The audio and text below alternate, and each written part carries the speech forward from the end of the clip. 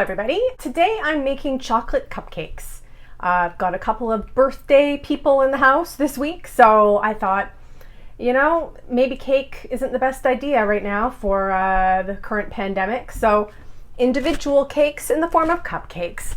This recipe is awesome. I've made it a couple times before and it's very chocolatey, which, you know, I don't know. I find sometimes with things that are supposed to be either really chocolatey or really lemony or whatever it might be, just sometimes doesn't pack enough punch.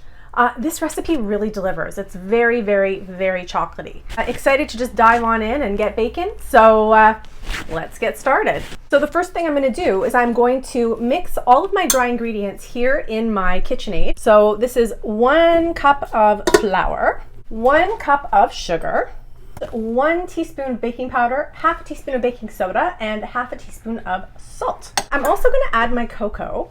Last time I made this cake, I found that the cocoa was a little bit lumpy. So I'm just going to sift it this time. Got a little sift in.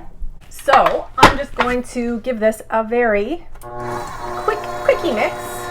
That is mixed to my liking.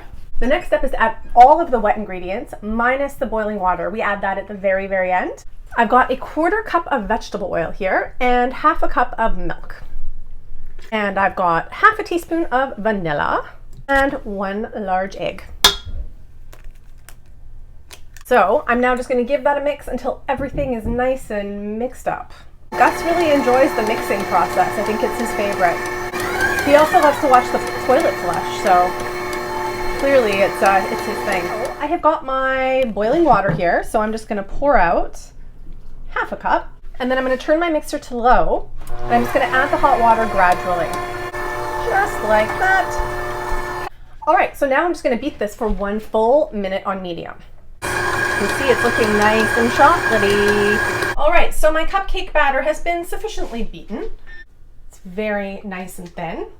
It'll pour really nicely into the cupcake cups. How cute are those? These are festive and lovely. My next step now, to pour this batter evenly into these 12 cupcake cups. So we want to fill them maybe about halfway full. We don't want them to be bulging out the top and overflowing. And you know, I'll be a little bit conservative at first and maybe not quite fill them to half. And I can kind of gauge at the end, once I have them all somewhat full, I can go back and I can top them up if I need to. Even though times are kind of crummy right now, with the pandemic, at least we can still celebrate with sugar. I just love baking for people. It really is how I show my love, because it takes time to bake things, and I think people appreciate that. And once again, I've forgotten to put my flippin' microphone on. Seriously, man. Really need to have a Post-it note reminding me of all the things I need to do. Yep, this recipe fills 12 cupcake cups perfectly. So that is all done. I'm just going to show you my cupcakes prior to going into the oven. What I'm going to do is I'm just going to pop them into a 325-degree oven for about 20 minutes. All right, everybody, I am ready to whip up my buttercream for those chocolate cupcakes. So the first thing in a buttercream is a whole lot of butter. So that is 1 cup. I'm just going to plop that right here. The first step is to whip the butter until it's nice and creamy. So next up, I'm just going to add the icing sugar. I'm going to add it gradually, 1 cup at a time. You're just a curious boy, aren't you? Okay, so what I've done is I have mixed in 3 cups of my icing sugar into the butter. So now I'm going to add 1 teaspoon of vanilla and 2 tablespoons of milk. That smells so good.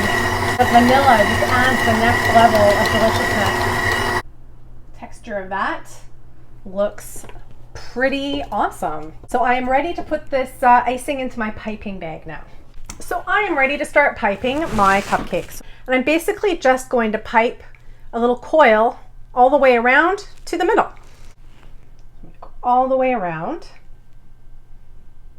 Just in a nice little circle, and then it's taking your sprinkles and it's just placing a few of the little balls here and there, a few little just regular old sprinkles.